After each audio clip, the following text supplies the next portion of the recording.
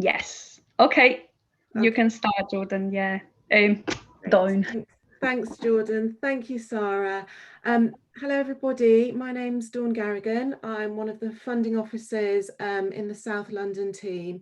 Really fantastic to hear about your work and, you know, the really important work that you're doing for your communities at the moment.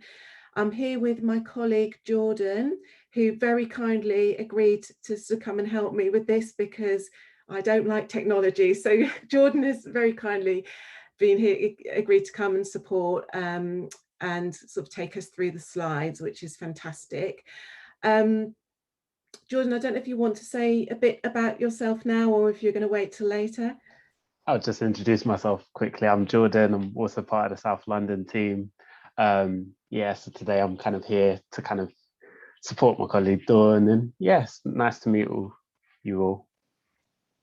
Fantastic. So thanks, Sarah, so much for organising this event. I know that you're all very busy at CVA, so I do appreciate you kind of going to, you know, all the effort of bringing everybody together.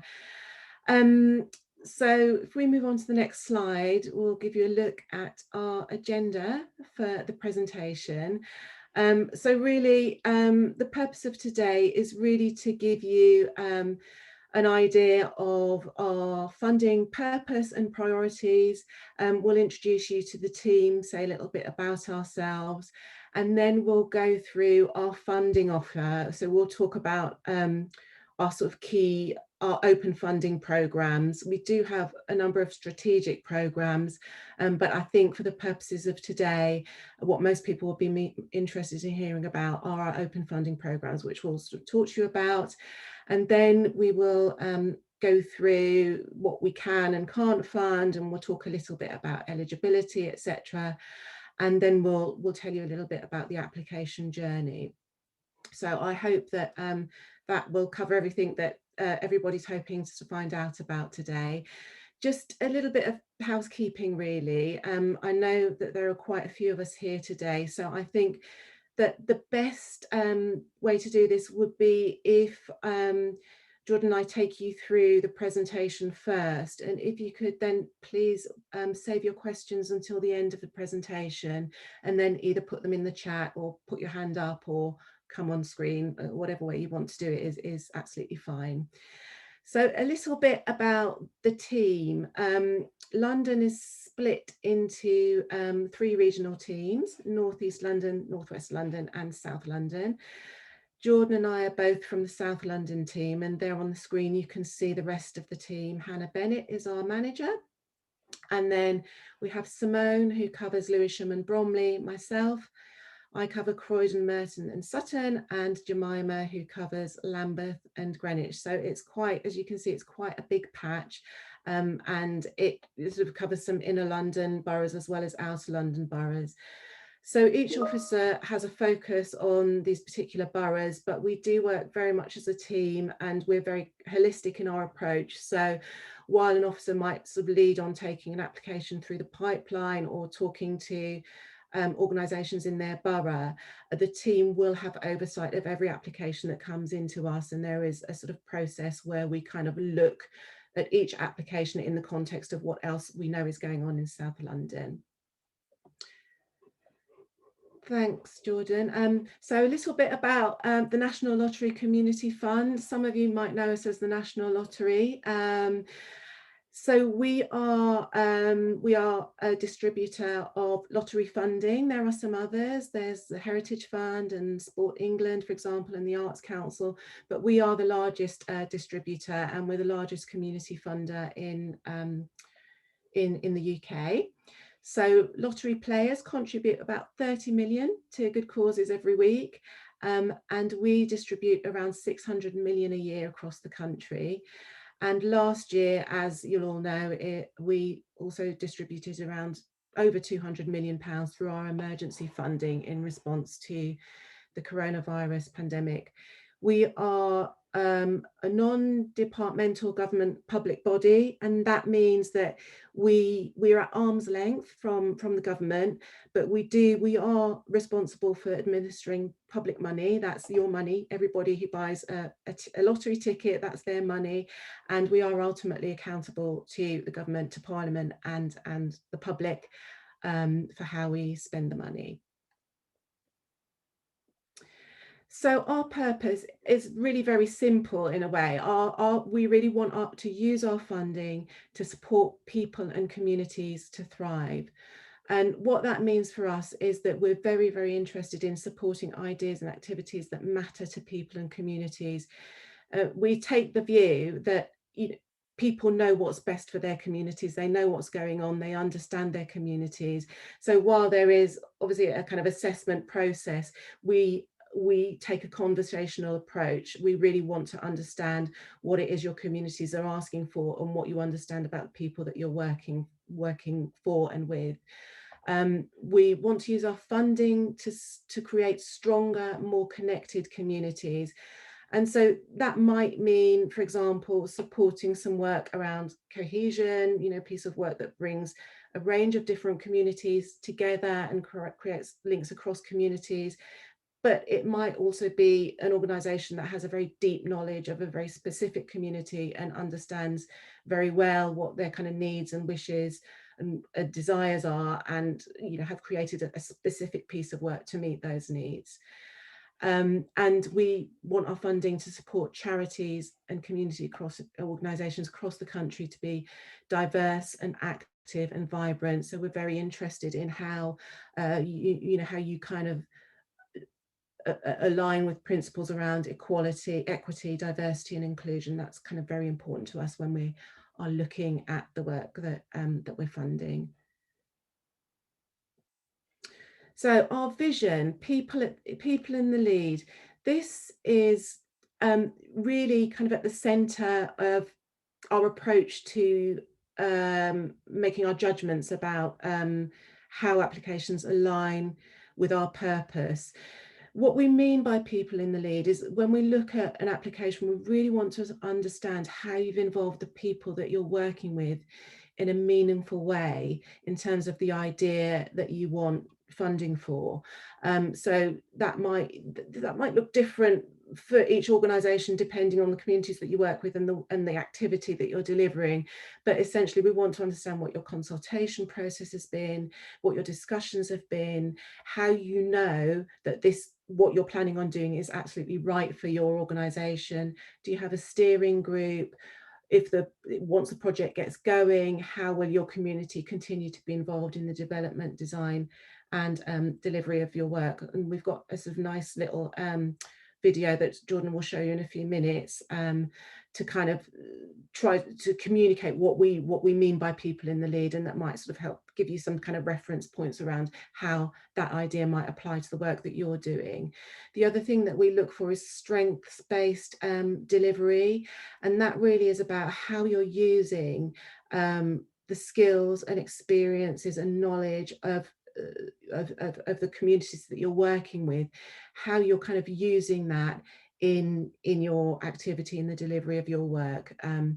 And the other key principle is how is your organisation connected? So how are you embedded in terms with your kind of wider community, with other services that might complement the work that you're doing and that are also being delivered locally? So, what is the kind of dynamic between your organisation and the other organisations around you that might be able to support your work, complement your work, cross-refer? So that's something that we'd look for as well.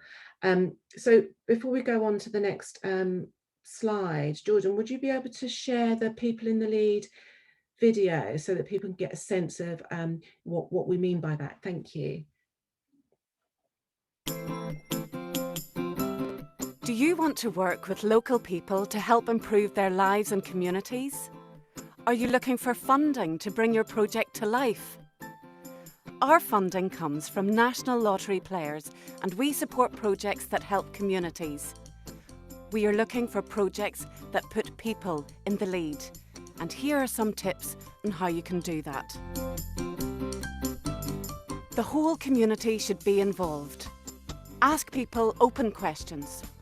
What are the issues and how could you work together to tackle them? Try and speak to as many people as possible.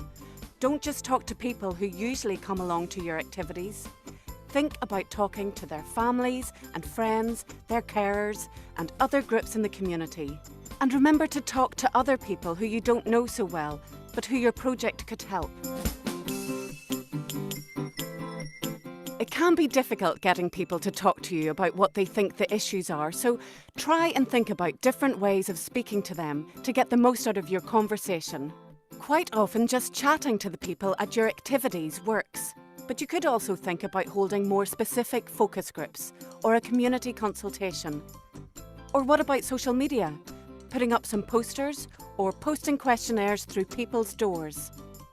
Think about how best to reach them. For example, where do they already go to socialise, shop, or use services such as GP surgeries, day centres, schools, or places of worship? There is no one-size-fits-all approach. Be flexible and use whatever method works best for the people you want to support. Consider people's different needs, use plain language and avoid jargon. Think about using pictures and symbols, as this can be helpful for people with learning disabilities. You may also need to consider different languages and cultural needs.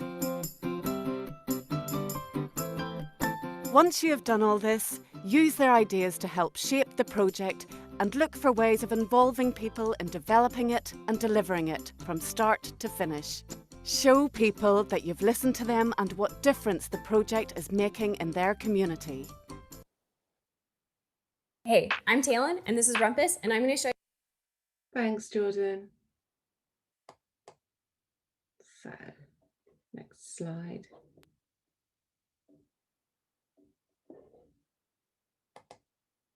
Are we on the next slide, Jordan? I Sorry. believe it's loading. Apologies. Okay. That's okay. Oops, there we go. Can you see it now? Yeah, perfect. Thank you. So the way that this translates into our funding priorities is that we have the three key priorities in terms of our funding: stronger relationships, shared and sustainable places and spaces, and early action. So these priorities have come through.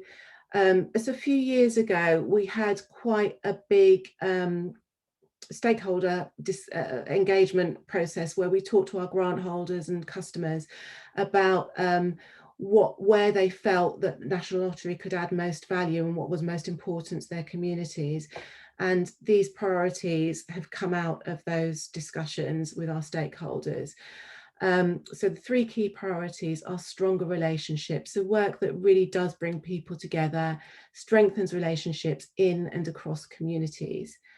Shared and sustainable places, that's really about kind of any space. So that might be a community space, but it might be an online space, which we've seen a lot of that obviously over the last 18 months with the pandemic. It might be a gardening project, it might be, you know, activities that take place in a park, or a different kind of space that meets the specific needs of the community that you're working with. So we're kind of, you know, very open to what that might mean for your particular organisation, but we're sort of very interested in work around, you know, how communities come together in different kinds of sort of spaces, and a space, how that space delivers a sense of belonging and helps create a sort of network for the community that you're working with. And the other key priority is early action to prevent problems and tackle disadvantage. So that's really about sort of work that is preventative in some way, and has some sort of element of sort of intervention around it, and that sort of supports people to fulfill their potential. So very often when people look at this priority, they might think that that might be, for example, something that is around kind of working with younger people, or that is around sort of training and personal development, which of course all of those pieces do fit under this priority, but also something that might, for example, something around fall prevention, if there was some kind of activities for older people that was around fall prevention, is also a kind of very good example of early action. So, you know, again, that is kind of very, very wide. What, you know, what could come under that is a kind of very, very wide spectrum of activities. And then in addition to those 3 priorities, we are also continuing to I think we might be on to the next slide actually, Jordan, to support work that's in response to COVID-19. So as you know, we've been funding a lot of that work over the last 18 months. But we will continue to look at you know, supporting groups that are delivering activity that responds to the immediate crisis or recovery, or that helps organisations to change and adapt and become more resilient to respond to whatever the future challenges might be. Okay, next slide please, Jordan. Thank you. So our funding offer, as I mentioned at the top of this presentation, we do have quite a few different funding products, but what we're going to talk about at this presentation are our open funding programs, and they are Awards for All and Reaching Communities. For those of you that are kind of familiar with our funding products pre-COVID, you might know that we closed these funding programs for a period throughout 2020 while we kind of distributed the emergency funding, and we've now relaunched these 2 programs. They're very similar to what they used to look like, for those of you that are already familiar with these programs, with the kind of small changes which I can kind of talk about. And you can find the information about all of these obviously on our website. And if you do decide to make an application, then we encourage all applicants to apply through the website, unless you have some specific communication requirements or there's some other reason why that's not appropriate for you. Then do get in touch with our advice line, and they will advise you on alternative ways of making the application. Next slide, please, Jordan. So, National Lottery Awards for All. This is our smaller funding programme for smaller awards. You can apply for up to £10,000 a year. You can only make 1 application at a time, and if you have an award, it's for 12 months, and you need to come to the end of that award before you can make another application. This is actually our most popular funding programme, and I think is particularly interesting perhaps to smaller groups who are perhaps newer to making funding applications, newer to managing grants, and that's because it's a 1-step process, so it is much less onerous than Reaching Communities. There's 1 question in the application form, and the turnaround time is very quick, so you make your application and then you have a decision within 12 weeks. So the application process is quite straightforward in that way, and a lot more light touch than Reaching Communities, because the amount that the applicant is asking for is less. It's managed by a team up in Newcastle, so in some ways it's a little bit more transactional, a bit less conversational than Reaching Communities might be, but you know, your officers, you know, we're here to advise you before you make a decision as to whether or not that might be the best route for you. So do feel free to give us a call and to get in touch for advice around this before making a decision as to whether this is the route for you. And the other open funding programme is Reaching Communities and Partnerships, and that's the programme that the regional teams work on. So I'll sort of focus on those programmes for the rest of this presentation. So for reaching communities actually, and for Awards for All, it's a rolling programme, so there are no deadlines. You can apply at any time in the year, and with Awards for All, you have your decision within 12 weeks, and with Reaching Communities, there are no kind of hard deadlines around that. So if you make an application, the idea is that the applicant can work at their own pace as we start to talk to you about what more information we might need from you. So we can fund individual organisations or partnerships through Reaching Communities. You can apply from upwards of £10,000 for projects over several years, up to 5 years, and we do tend to see a variety of ranges. We have had applications for 1 year, some for 2, some for 18 months, some for 3. I think probably the average is about 3 years, but it really, some of this will be dependent on the project and what you want to do. You can apply at any time. And applications are online, and although there are other formats available. So we will fund a really wide range of things, providing they kind of sit along with our funding priorities. You can apply for activity costs, direct costs related to a particular project, organisational development, core costs, or capital costs. So you can be very, very flexible. As I say, you might want to apply for a particular activity, or you might have an idea that's around creating more fundamental change for your organisation or for your community. You can apply as a single organisation, or you can bring some organisations together to make a partnership application.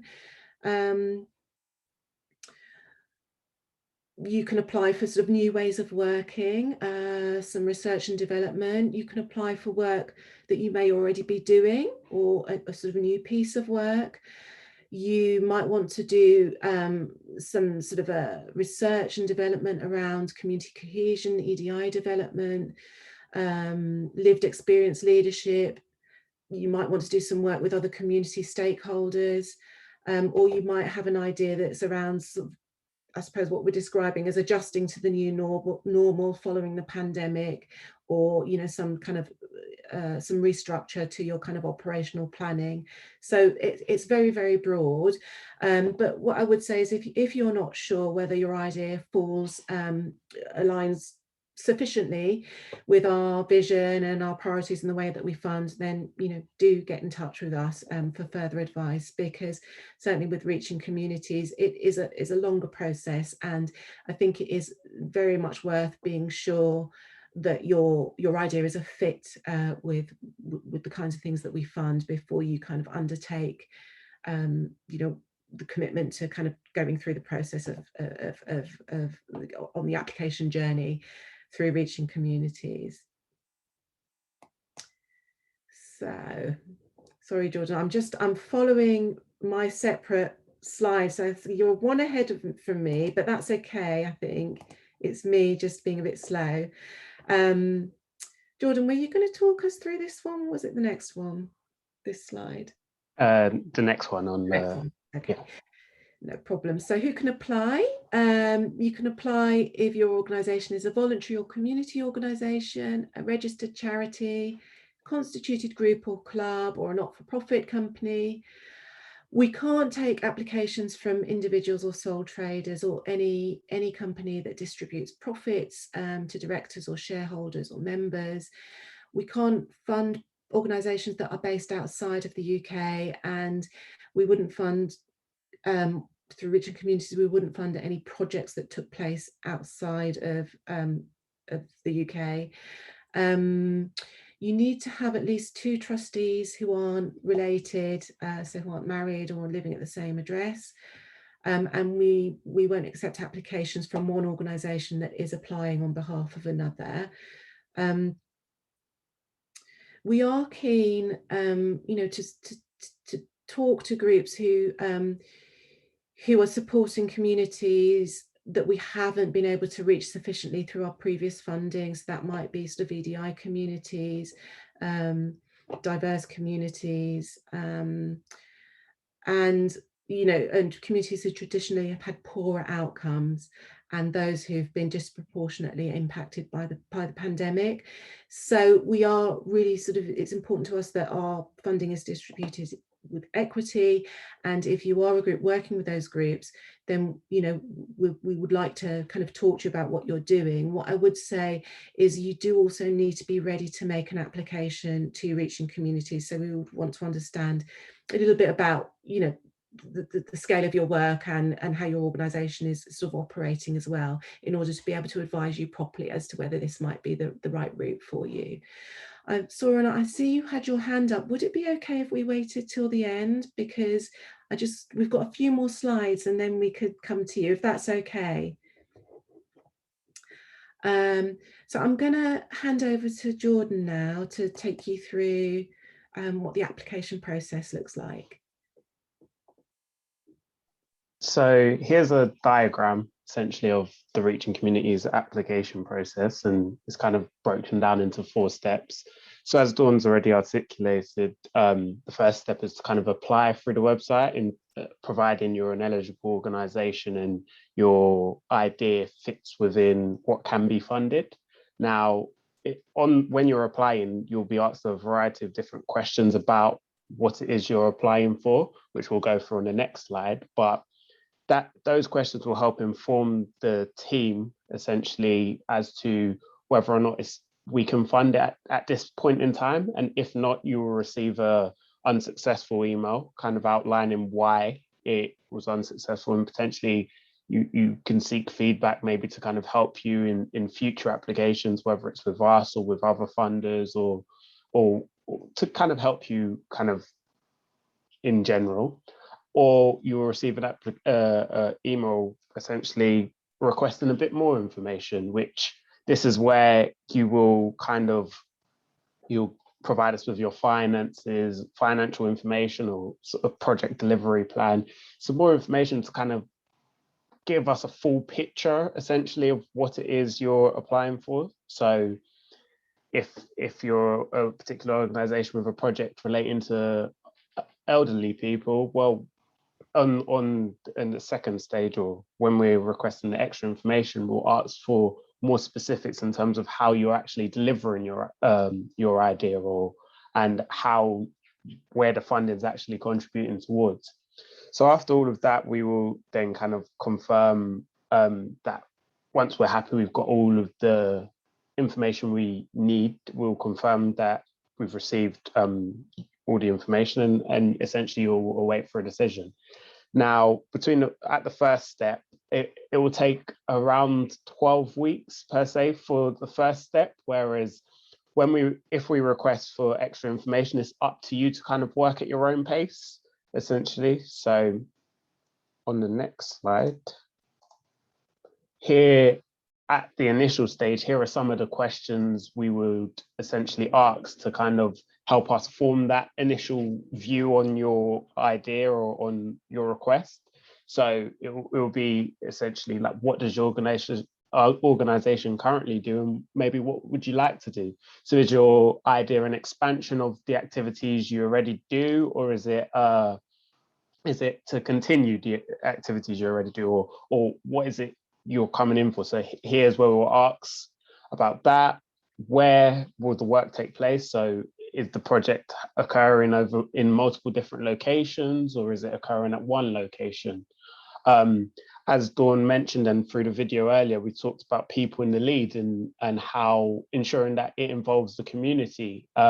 So question 4, 5, and 6 essentially kind of relating to, well, how involved in the community is the idea or is the proposal you're coming in for, and does it fit well within the local activity? So are you engaging with other organizations within the community, or engaging with partners within the community? And these are some of the things which will kind of help to see how embedded your idea is within the community. And then, as mentioned within the video, it said, well, who will benefit and what difference will it make to those specific people? So yeah, that's what that question would try and capture. And then, of course, finally, we would also like to capture, well, how much are you requesting, and what will you spend it on, and the longevity of the funding. So at Reaching Communities, essentially funding can be from maybe 1 to 5 years, essentially. And essentially, we want to know why you are seeking funding over that period of time. Information we'll also ask potentially is information about the number of staff and volunteers included, and maybe even their lived experience. So if it's a project, let's say on mental health, we'll do some of the staff members or the management have lived experience within that kind of area, and then also we would also ask for a main and senior contact. So the main contact is the person who's kind of who's the person we'll predominantly liaise with in relation to application and the project, whereas your senior contact needs to be a board member or a trustee, as outlined earlier, and that's essentially just confirming that they know about the project, and those are some of the things we do require.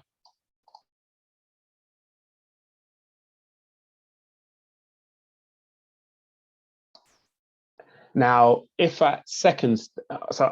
you then get an email stating that you would, that we were requesting a bit of extra information, this is some of the information we would request. So we'd want a bit more details about your proposal. So at first stage,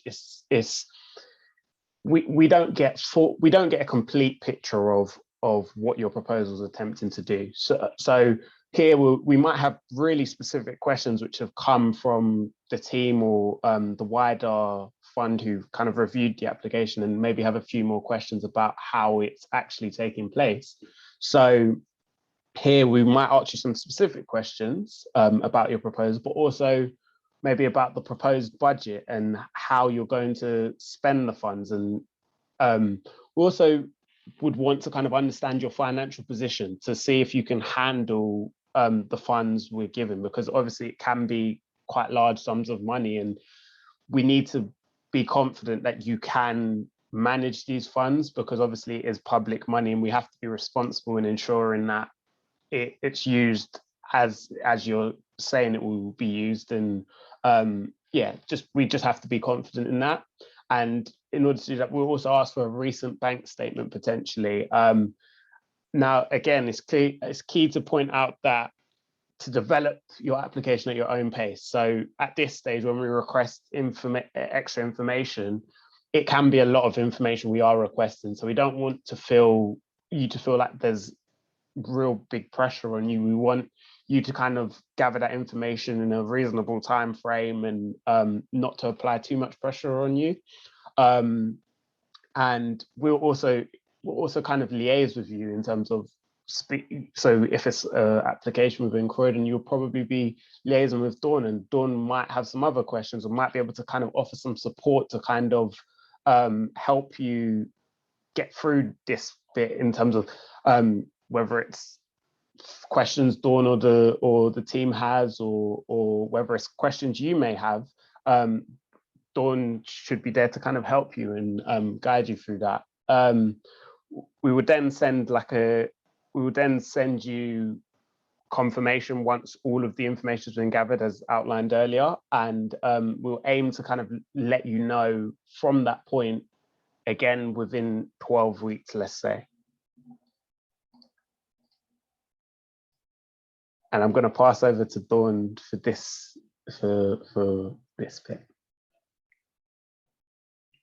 Dawn, you're muted.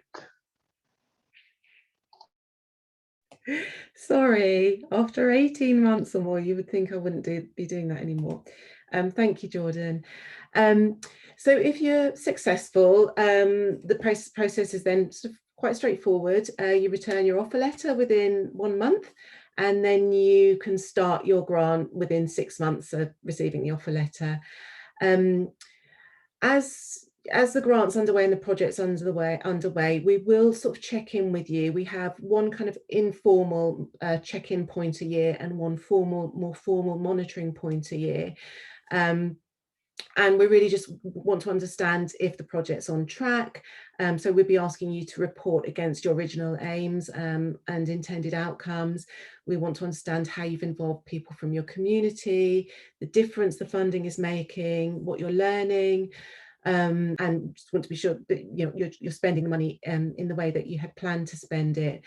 We do take a conversational approach in our grant management, as we do in our kind of application process. So we do really encourage customers to be sort of open and honest about what's going on, and if we can support, we have a lot of information here that we hold about sort of best practice across all sorts of themes. We have some really interesting research. We have obviously some really interesting grant holders that we're able to put in touch with each other. So part of the monitoring will be a kind of support and learning offer, because we want your project. If we're funding something, we want it to be fantastic, we want it to work well. So the monitoring is really about us working with you to make sure that you're kind of delivering your project at its fullest potential. So I think that sort of takes us more or less to the end of our presentation. So I'm going to sort of open up to questions in a minute. I suppose I feel I should say at this point, and I don't want to put a dampener or anything, but it's a caveat that we always include in all of our conversations and presentations, because I think it's important that we're transparent about the fact that we're a large funder, but we do have limited funds, and demand is always in excess of the money that we have. So that is the caveat, is that we can't guarantee every good project would be funded, but we are obviously very open to discussions with anybody who is trying to make a decision about whether this is something that they want to explore further, but needs some more guidance and advice as to whether making an application makes sense for them. So do feel free to get in touch with us. So on the screen you can see there's our general advice line and a text relay, and a general email, London and South East team at tnlcommunityfund.org.uk. So we sit within the London and South East team, so you can send general applications, general inquiries to that email address.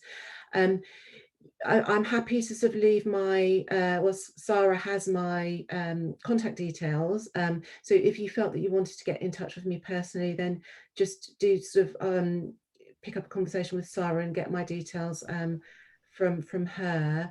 I will try my best to to respond to your I would suggest that you email me first, and I'll try my best to get back to you as soon as I can.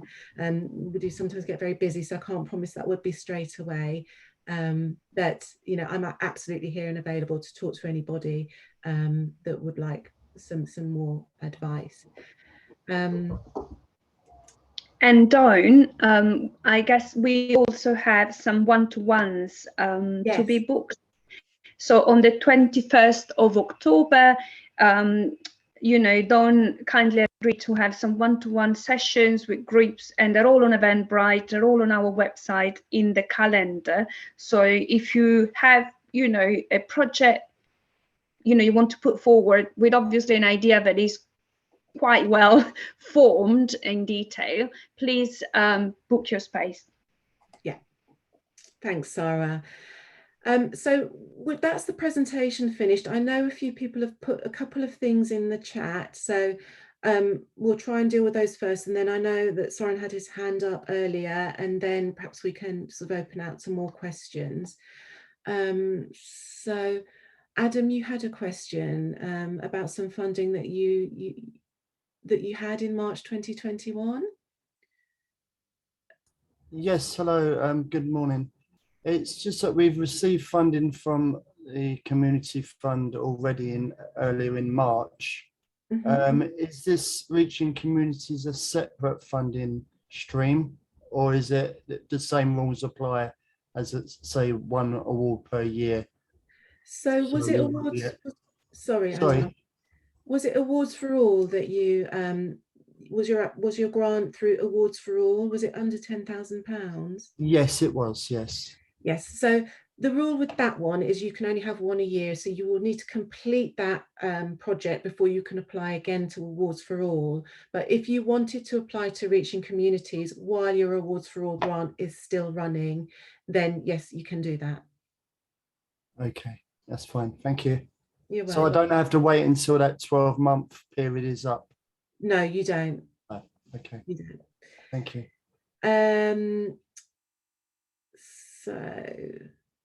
So was it Andrews mentioned that you've emailed the general email and never heard back? Oh, I'm very sorry. I can only apologise on our behalf that you've not had responses through that email address. And yes, I'm happy to give you my my email address. I'll type it in now.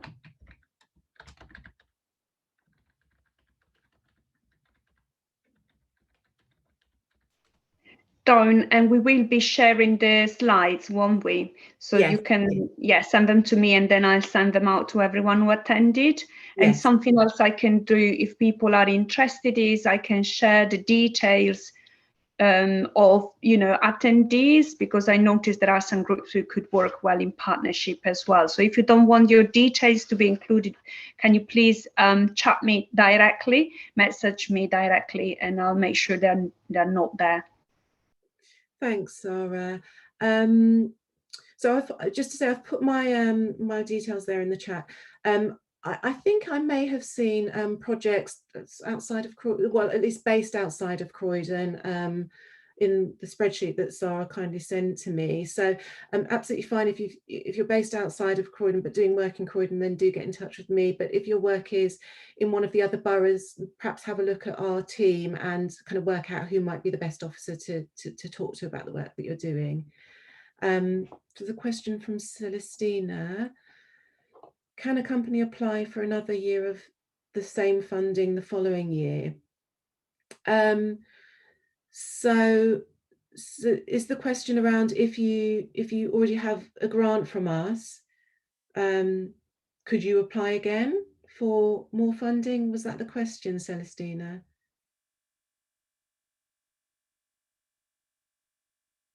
From Floating Counselling Community. I think she said yes in the chat. Okay. Oh, sorry. Doesn't have the sound. As I say, that Reaching Communities is very flexible. So if you've had a grant through Reaching Communities and you then want to make another application to Reaching Communities, we probably would advise somebody that already had a large grant from us to kind of complete that grant. You'd have to have a very good reason to come in with another large application while you still had one grant underway. But if you are talking about Awards for All, which is a grant under £10,000, that grant needs to be complete before you can make another application to Awards for All. So another application for another small grant under £10,000. If you have an Awards for All grant which has not been completed, but you want to apply to Reaching Communities for a larger grant, that is possible. There are no rules stopping you from doing that. I probably would advise you perhaps to get in touch first, just to talk to us about your organisation and where your organisation is in its development, because very often very smaller organisations find it helpful to maybe have 1 or 2 Awards for All grants, so they can get used to the process of grant management. They can use those small grants to start to demonstrate their impact, and then they need to kind of work out when they're ready to apply to us for a larger grant, because the process is much more onerous, and there are certain things that we would probably want to see sort of in place for your organisation, depending on the amount you're asking us for. Does that answer your question, Celestina? Yes, it does. Thank you, Dawn. You're welcome. Dawn, I was going to say, should we go to the people who have their hands up first? Yes, and then please. we'll come. Yes. I don't. Because Susie had her hand up, or had the hand up first. Yeah.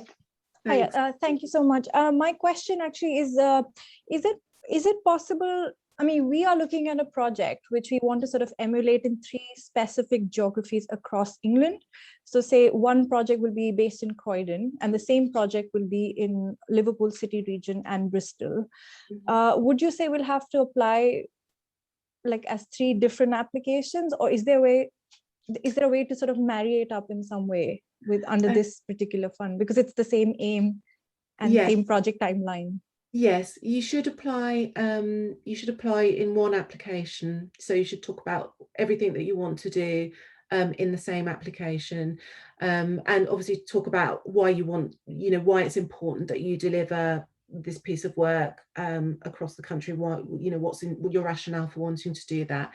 And we do have teams that look at applications that have a spread either across London or across the region or across the UK. So in that case, it would be one of those teams that looked at that application. Would you be able to advise, like, if we wanted some further details, who that email address would be? Because yours would be, say, London specific, but is there like a national person we could ask? Is your organisation based in Croydon, CV? It's based in Liverpool, but we are a national organisation, and one of our bigger projects is actually in Croydon. Okay, and do you have an officer in Liverpool? Have you had any funding from us before? Or Yes, we've had it through Reaching Community before, and that was for our Liverpool project. Okay, and was that my advice would probably be, if that was quite recent, if that's finished quite recently, a good place to start might be with your funding officer on that grant. But also, if you have a lot of activity in Croydon, you could also sort of email me too. And then once I have a little bit of a sort of deeper understanding of what it is you want to do, then I could kind of explore who might be the right person to kind of further advise you. All right, thank you, Dawn. Thank you. Dawn, I think Soran had his hand up oh yes, earlier on. Yeah. So yeah, thanks, Jordan.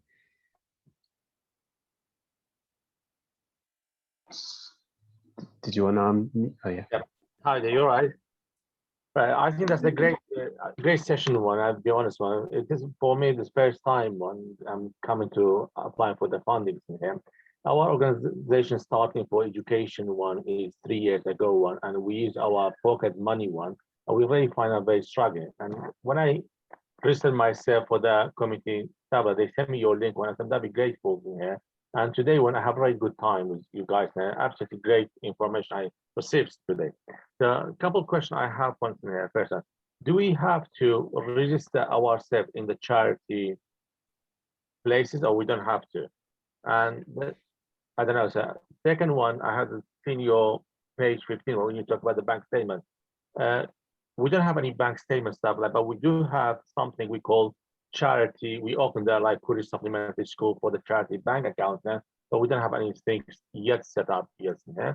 And if it's possible, if I, like you mentioned earlier before, if I'm arranging with someone one-to-one, that'd be great, because for me, it's the first time to apply for this kind of application.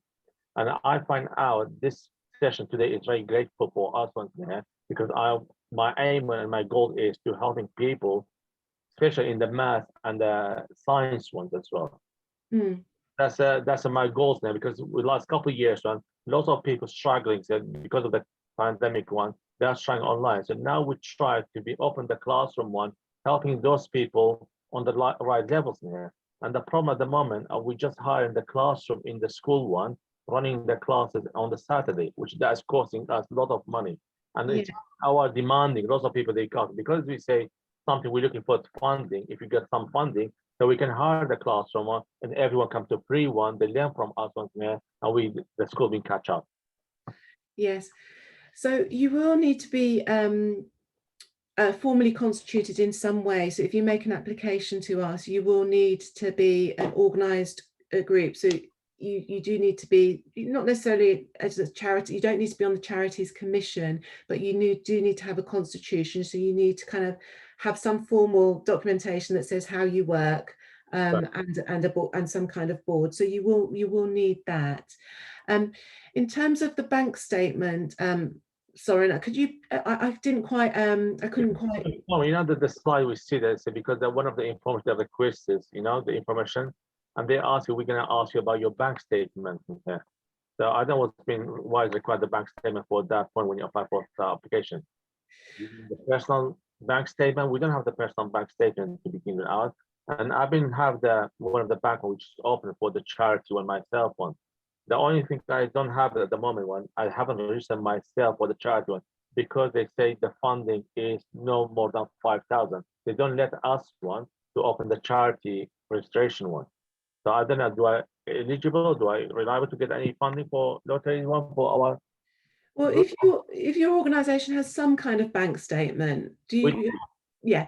So I think as long as there is some kind, you have some kind of bank statement for your organisation, then that would probably be okay. It's difficult to be absolutely to give you a guarantee on that without knowing more about the kind of bank account that you have.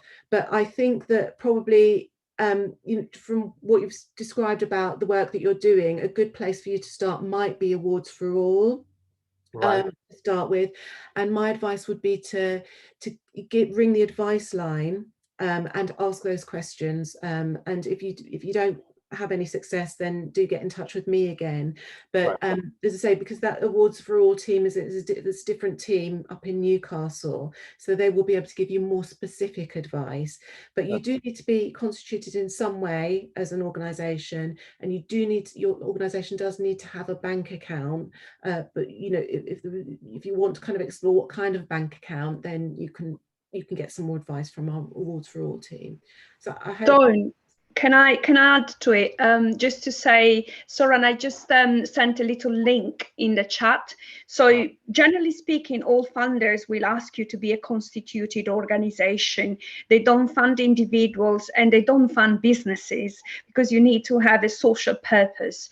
So what you will have to think about is, you know, how to constitute yourself. What is the legal entity you want to create? We've got a session. The first one, unfortunately, is in November. There was one in September, but it's passed. It's gone. So the next one, in collaboration with Kingston and Richmond Voluntary CVS, is in November. It's online. It's only £10, and it's very good starting point for you to look at that, how to constitute yourself. And then most funders will always want your organization to have a bank account which is on the name of the group rather than of yourself or, you know, and others. So yeah, enroll to the session, which is a very useful one, and then start from there, I would say.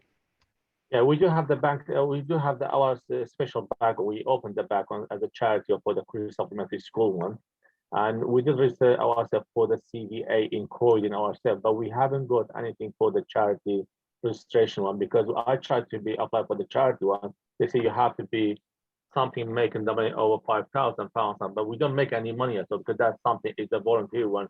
There's no money involving. The only money we get. But you don't need to be registered to the Charity Commission. Only few organizations are registered with the Charity Commission, so don't worry about that. But if you are a constituted group, you will have your constitution, you will have your board of trustees made up of, you know, 3-4 people. Yeah, that's what you need to have in place to show to Dawn or any other funder that you are a constituted group. Perfect. So that's the link you sent to me. That's perfect. Yeah. Thank you, Sarah. Thank you very much. Thank you. Thanks. I believe Peter was next. Hi, the Credit Union, we're a non-profit community organisation, but if we do make a profit, we do return that sometimes to our members via a dividend. Would that exclude us from being able to apply? We do consider applications from credit unions, Peter, so it doesn't exclude you from applying. I think it is very much about the piece of work that you would want funding for, and you know how you kind of how you put in place some sort of how you kind of ring fence, you know, the funding that would be used to fund that piece of work. Okay, and also if there were other people on this call that you wanted to put a joint bid in with, how would we go about contacting? Is there going to be a list of contact numbers and details that we could maybe contact some of the people on the call? to see if we could put a joint bid in with them for yeah, I think no one disagreed with that. No one sent me a request not to share details, and I think everyone was asked on Eventbrite anyway if they wanted to. So I can share details of everyone, email addresses with the slides when I send. Okay, thank you. I believe Hilary was next, and then I think Brendan wrote a question in the chat after us, and then I'll get to Celestina after that. So Hilary, I think you were next. Hi. Just wondering about which communities you've identified as being harder to reach in Croydon. Are there gaps that you're trying to target with this funding in Croydon?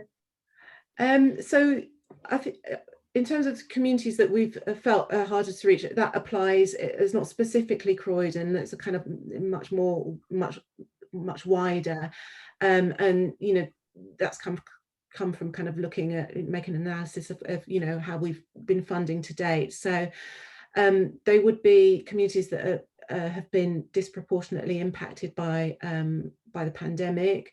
And there's kind of lots of evidence around the fact that, for example, Black and ethnic minority communities have been disproportionately affected, people with disabilities have been disproportionately affected, people who are on low incomes. So those kinds of groups that have been specifically disproportionately affected by the pandemic. And also, sorry Hilary, and in terms of our sort of equity, diversity and inclusion, under that we are sort of quite interested in work with again Black and ethnic minority communities, LGBTQ plus communities, people living with disabilities, with mental health.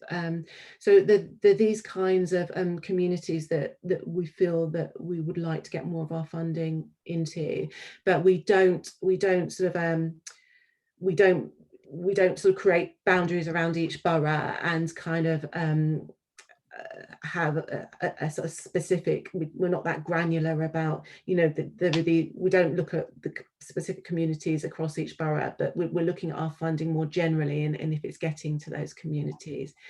But what I could say in the context of each borough, obviously something that we do sort of have to sort of think about when we see an application is we look at what we know is already going on there with those specific communities and what we're already funding already. So that's why we kind of really encourage applicants to really have a look at what else might be going on locally that is complementary or with their own work, because we want to understand how all of these pieces sort of link up to create best value really for the communities locally. Just in terms of knowing what's already being funded, I don't think you kind of, or correct me if I'm wrong, do you share lists of these projects in Croydon have been funded in the last year? Is that something people can see to kind of gauge what where is that just on the website? You will be able to access that information probably through our website. I'll need to sort of go back and if you would like to know where to find that, just explore our website. And if you can't find it, because there is a lot of stuff on our website, then let me know and I can let you know how you would find that. But we do make that, it's public money, so we do make that information available to anybody that wants to have it. I think also, thank you. I think also 360 Given also gives some information as well on what's funded in the area. The website 360 Given, I'll put it in the chat in a second. But yeah, I think the next person was Brendan and then it was Celestina. So Brendan, do you want to unmute or? Yeah, I'll just I'll rephrase the question, just make it easier. So we're wanting to secure a rental space within the Norbury community to set up a makerspace. There are very, very, very few spaces that are large enough. And what we're finding is that because we don't actually have a source of funds at the moment, the idea is that we'll have to move very, very quickly on a rental agreement. And because we don't have a track record of projects at this stage, I can't imagine would be terribly attractive to the landlords anyway. So I'm in a bit of a chicken and egg situation where it feels strange to be applying for funding for tools and equipment if we don't already have a space. But at the same time, without funding, I don't know how I could convince landlords to take a chance on us and rent a space to us. So I guess the question is there funding available for those kinds of issues? Things like rental deposits, rental agreements, in addition to, obviously, we want funding a proposal for the entire project, but would it be able to include that kind of thing? Yes, we are sort of obviously very flexible about how we fund, but I think we would be I think on the strength of what you've said, I don't fully obviously know the work that you're doing, but I think it probably would be unlikely that we would only fund the costs of renting a space. And the reason for that is that it simply that it wouldn't be as strong against our priorities as some of those other projects that really can articulate how they're kind of supporting communities. So or slightly differently, if the funding request was for tools, equipment, activities, management, and rental agreements, would you see that as a strange approach if we didn't have a space in mind, or would that just be sort of enabling funding so we can get the space, get the equipment, and get started? I think a lot of this would depend on some more of the detail of the work that you do, how your work is supporting communities, how your work is kind of has been driven by the beneficiary group that you want the proposal to serve. So I think some of that decision will be driven by some of the more of the detail about what you want to do. About to take a turn to a one-to-one. I think Sarah, I'm not sure how that's going to work, but Sarah is going to kind of book some people. I haven't been able to find the Eventbrite listing for the one-to-ones, so I'm a little lost. I just sent you on the chat. I can send it. I can repost again. I know there are quite a few messages. Okay, I'll find it on the chat. Yeah. Okay. Cool. I got it. Thank you very much for your input. Yeah. Thank you. Celestina was next, and then we've got Dan after that. Thank you. Just kind of in regards to what the guy was talking about before, in regards to funding for an office, we got funding this year for an office venue, but we didn't just write to say for the under 10K, but we didn't just write to say we want to fund for an office. We kind of explained in the application form in regards to why that was needed in the community, and why we were supporting and why that venue was needed. So just kind of like, I guess, a little bit of a tip for the guy that was talking before. So it was about the fact that when the pandemic happened, we were supporting the community with food, and some of the food we were getting, we were storing in volunteers' homes and, different people's offices. And, it got to the time when pandemic was kind of calming down, and Croydon Food Safety wanted to inspect us. Companies we were getting food from were saying we kind of needed to have a secure place, where you're storing the food, we need to check that. So we needed an office to have everything in, unless, the way we were supporting the community was going to come to an end. So I think that might have been why we were funded for an office, but we were funded for an office this year. So I just wanted to kind of put that in, but that wasn't my question. My question was, again, it's not necessarily for me, but it's for a company that I am working with. They just applied for national lottery, and they're not sure if they're going to be able to get it because of the bank statement. So their bank is not like a normal bank, it's an online bank. And they were asking me, was that okay? And I was saying, well, I have no idea, but I knew I was coming today. So I thought, okay, I'll ask whilst I'm here. Can they be funded if they're just an online bank? They are constituted, limited by guarantee, non-shares, but does National Lottery fund companies that don't have normal banks? I hope that question makes sense. Yeah, no, it's fine. Without kind of knowing what their bank account is, I can't give a clear yes or no, Celestine, but we do, we do have grant holders who do have online bank accounts. So that in itself is not necessarily an issue, but there are very few a few bank accounts that we can't, that we can't fund through, but they are the exception rather than the rule. But I really, without knowing more about that, I couldn't give a clear answer. But what I would say is, if they do have an application in the pipeline at the moment, then they should give whichever, they will have the name at some point of the officer assessing that, and they could ask that officer directly if it's going to be an issue. Thank you. You're welcome. We have Dan. Dan, all right, thank you very much, Jordan. Thank you. I just want to ask these two quick questions. The first one has to do with the priorities. Should a specific project satisfy all the priorities set by your organization? So do you mean the places and spaces, connected communities? Do you mean those funding priorities, stronger relationships, shared and sustainable places, and early action? Are they the priorities that you mean? Yeah, I'm talking about, stronger relationships, shared and sustainable places and spaces, and then early action to prevent problems and tackle disadvantage. No, they don't need to meet every one of those. Dan, we would just look at it if an application was strong against any one of them. So.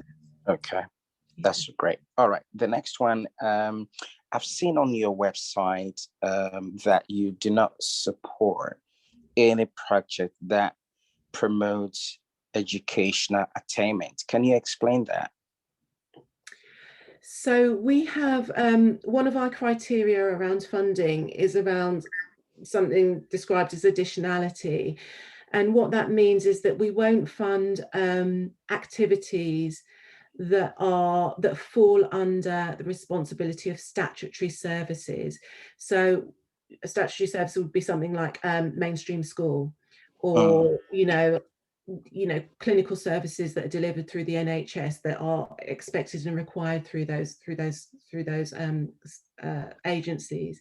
So we would not fund anything that was delivering that kind of work, because it would not be additional to what we would be expecting, additional to what should be funded through the sort of statutory agencies. So we don't fund those, but we do consider applications for sort of supplementary education, and what we'd be looking for is a strong rationale about why that was needed and how it was different to what was being delivered through sort of statutory services. Okay, and so quickly, in response to what you just said, I mean, for example, what we are doing is that we've been since summer this year, we've been organizing a lot of online school, which is part of our educational recovery program, to help children, young people who are lagging behind because of the impact of COVID. So this project aids educational recovery in its sense, and it's also in reaction to the COVID and how it has actually affected. So where would you place this? Is it something that it's worth considering in case we want to use that model or that project to apply for funding? So I think, again, this will depend on some more detail. We have quite a few applications around sort of supplementary education and support. So some of the things that we would be looking for is, why is this needed? Yeah. Is it clearly additional to what the young people would be getting through school? What else is going on locally? Are we funding anything similar locally? Is the organisation linking up with what's already going on? What are the referral pathways? Where are the young people coming from? And what are the outcomes? So, can the organisation demonstrate that this piece of is delivering really clear outcomes? So there's some of the questions that we might have around an application of that kind. So perhaps kind of useful just to sort of to take that back and think about, how you might cover some of those points. way you to make an application. Okay, all right. Thank you very much. I'm just conscious it's 7 minutes past 12. I'm very happy to stay for longer, but Jordan, I don't know if you've got anything on. I think we've only got one more question. Oh, I think, and that's from, I think it's Christiana, but I don't think that's who. Yeah. Sorry, Donatus. Yeah, there you go. Yeah. Sorry, Donatus is my name. MTech. Please, I just want to know the next round of applications. When do we need to apply again? Because it seems to me there's nothing going on this year anymore. It's an open funding program, so you can apply to awards for all or reaching communities any time. There's no, we don't close the program. Excellent. Thank you very much. You're welcome. Have we covered everybody in the chat thread? Yeah. I've had a look through. I think most people are saying thank you, Dawn, for being very informative today. Is there something about a social in Lambeth, if you're a registered charity, social enterprise? Oh, right, that's Joanne just sharing some information. Yeah. Welcome, everybody. Did anyone have any more questions? Jordan, a very quick one. I think I've just been navigating through your website, and I may have chanced on this, but do you support any project which is delivered online? I think I saw a red flag that if it's delivered online, you're not going to support something like that. I mean, I might be wrong. I think that was last week. I read it from your website. I've just been trying to get the information on my computer, but it's not coming out. So I don't know if Dawn can react to that. Sorry, Dan, you're asking, do we fund online activities? Yes, please. Yeah, we do. We have funded online activities, and certainly over the last year, when so much activity needed to be moved online. So yeah, that's something that we consider. Okay, thank you. Okay, well, thank you very much, everyone. I think we have reached the end of the session. What do you think, Dawn? I can certainly send the presentation and contact details through in the next couple of days. And if you've got any more questions, you can email Dawn. I will include her email address again in the email I'm sending out. As I said, there are one-to-ones coming up, so make sure you book your space as they are bound to be popular. And yeah, thank you everyone for coming, and I hope you found it useful. Thank you so much for organising it, Sarah. Thank you very much. Thank you.